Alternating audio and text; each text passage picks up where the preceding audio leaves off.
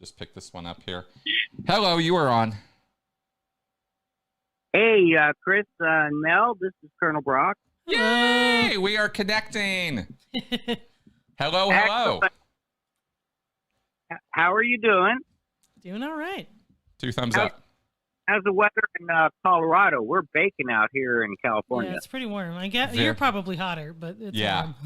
it's very, very warm. We've been having high 90s for this week. Haven't broached 100 this week, but we had a few weeks ago. Yeah. Yeah. So what you got for me? Thanks for.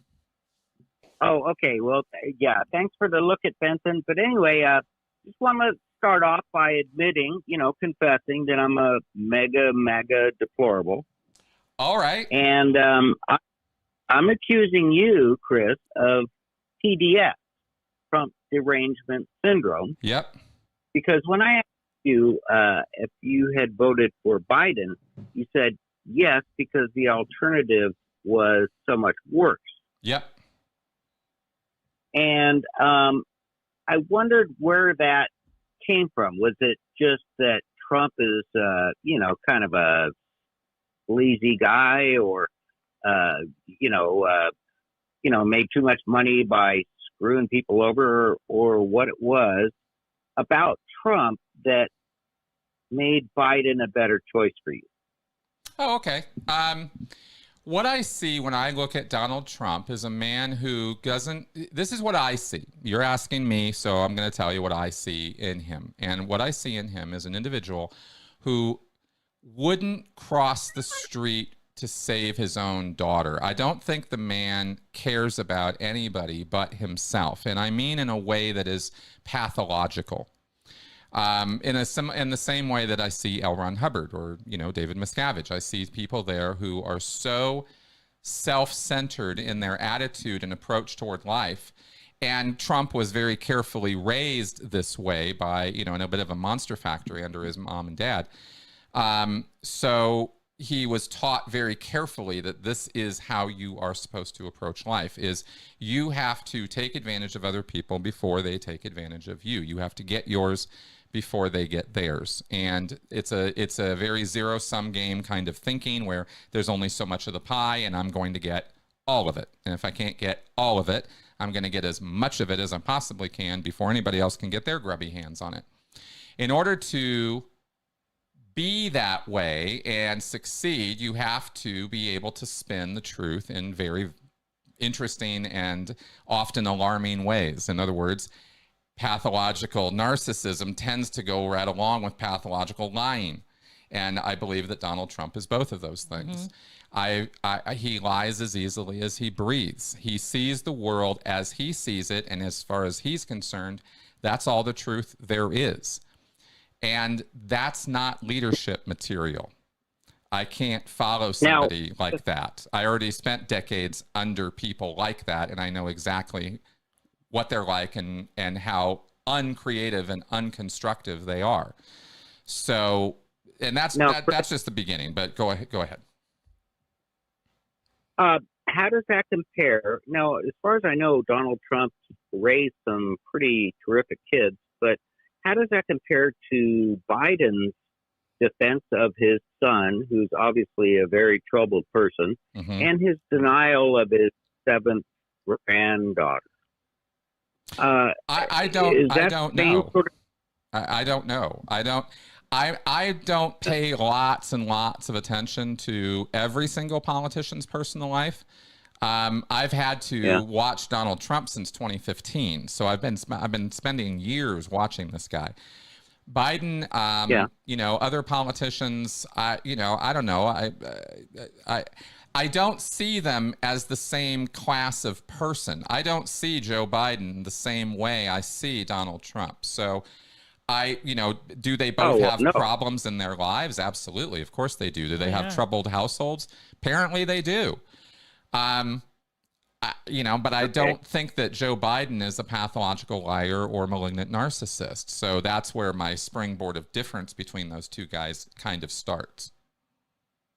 Now, when you pick a president, you yourself, do results matter, or is it the person? Well, I would like the results to matter, but the results of certain people are universally destructive. And when you have, you know, the you don't have malignant narcissists helping people. Nope. They're incapable of doing that. If they happen to do something that serves them and it just so happens to have an unintended consequence of helping other people, then great, but that's not what their intent was. And to me, intent matters an awful lot, especially in the most powerful office in the world. Sure. Now, Chris, are you still a fan and defender of President Biden? No, I'm not a defender of President Biden. See, that's the thing, is I'm kind of sick of the whole thing at this point. I thought for a long time that there could be a party I could invest in, that I could care about. But the longer I've been out in the real world, away from, getting acclimated into all this stuff, the clearer it is. Apologize for our Yeah, dog. sorry if you can hear the dog barking back there. There's probably somebody walking by. But the longer I've been out, the longer I've been dealing with this stuff, the less credibility almost any politician has with me, especially since Trump's come around. But I think really, for me, I take it back to when Obama came into office, but I was in the Sea Org and on the RPF back then, so I can't speak too intelligently about the sort of reaction to Obama that came out of the right, which was just horrifying. Oh my God. But, we can tit for tat all day, all the way back to the first president as far as grievances and exchanging grievances. So I just, all I'm looking for is somebody who has some policies I can get behind, who I can have some degree of trust or faith that they will follow through. And that's kind of the best I feel I can look for or hope for at this point in politics. So the individual personalities don't matter as much to me as the policies. You know what I mean? Yeah. Now, okay. Open borders, the Afghanistan withdrawal, the letting Antiva run riots, and that seems to be what the left embraces. Well, most of the left does not embrace open borders. No, they don't. There's that's a very big piece of misinformation that the right gets a lot. I don't want open borders. None of the lefties I know want open borders. I have not met anyone that goes, let's have open borders and let anybody over. No. Yeah, maybe clarify what you mean by open borders. Open borders means not finishing the Trump wall. That would not be my definition of open borders. So that's an interesting way to put that. Okay. Yeah. Okay. So canceled our energy independence. I don't know what kind of thing is going on with the Democratic Party when it comes to child sex change policies and the transphobic drama and Bud Light or whatever. Sure, culture war stuff. Yeah, well, do you think there's a difference between IQ, intelligence quotient, and maybe something called emotional quotient or EQ? Sure, emotional intelligence is a thing. I think IQ is problematic at best. Oh yeah. I don't consider it to be a very scientific measurement. No, it's very biased. It's very well. Do you think that most people are guided by their emotion rather than their critical thinking? Absolutely, I've said that many times. A lot of people? Yeah, everybody. Maybe I'll go all the way out on the limb, and I will say that every single human being is more guided in their decision-making processes by their emotional needs and their social hierarchies than by their critical thinking skills. Well, I'm a former scientist. I figure myself to be an average Joe with a fairly high IQ, but so I take a little offense with that. I have never guided my life by emotions, except when I joined the Sea Org. Really? I guess. Really? Yeah. I mean, I emotionally felt, gosh, maybe I can help save the planet. That's and an it was emotional. That's emotional. Yeah. Yeah. Yeah. One last now question. understand that I did not. Now understand that I did not just say that you or anybody else doesn't use any critical thinking. What I was making is a comparison: emotions, critical thinking, right? And there's going to be more. Critical means gas. What's that?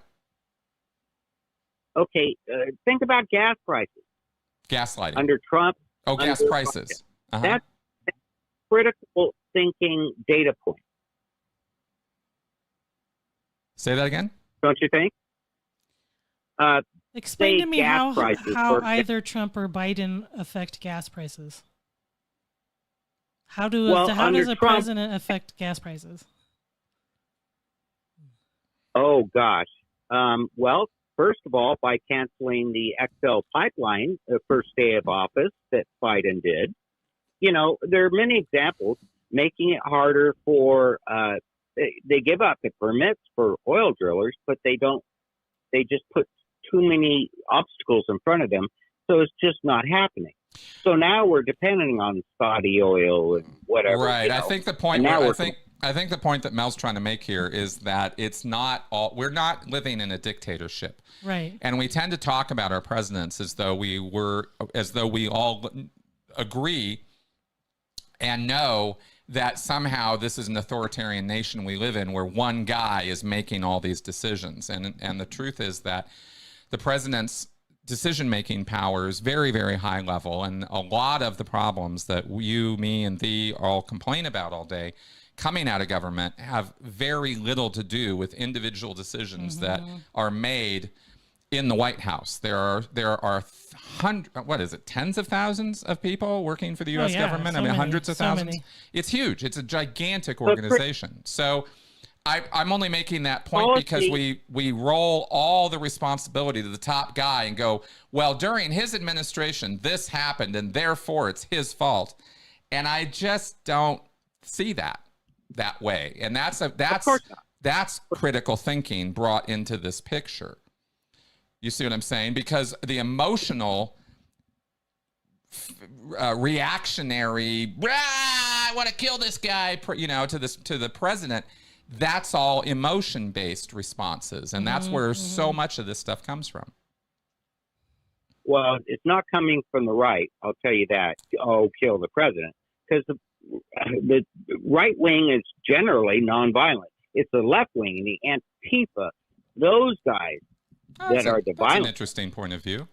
How would you explain Charlottesville? Now, was that all just the wildies on the left and nobody on the right had anything to do with that? All those guys marching with the torches and the khakis had nothing whatsoever to do with that, or January 6th was a total left-wing activity that had nothing to do with any right-wing violence? I don't know if it was a black flag operation or if it was just a bunch of stupid right-wingers. But anyway, let me just maybe just go on to a couple other questions. What do you think of Kamala Harris as president? Honestly, I don't like that idea. I don't think she has the foreign policy experience. I'm a little nervous about her. I just don't know anything about her. I hardly ever hear from her. Yeah, that was but no, I understand. You asked me my thoughts, so I'm telling you. I did feel like that was a little bit of a, well, I guess I have to, right, kind of thing. Okay, you got. I mean, the vice president is. Hold your nose and vote. A little bit. Hold your nose. I wish Cthulhu had been on the voting card. Oh my God! Then I wouldn't have had to have voted for the lesser evil. I could have voted for the greater evil. That would have been nice. One last question. What you got? Are there any Republicans that you like and respect? For instance, maybe John Kennedy out of Louisiana. No, don't know him. There was some. Oh yeah, of course. What am I thinking about? Liz Cheney.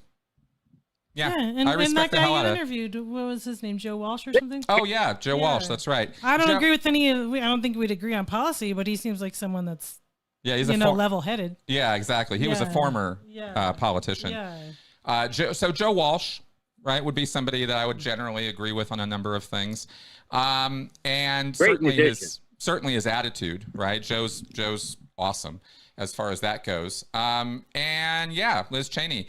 I support Liz Cheney, not because I necessarily think that her politics are awesome, but she at least stands up for what she believes in and has a backbone. And I never thought I would ever have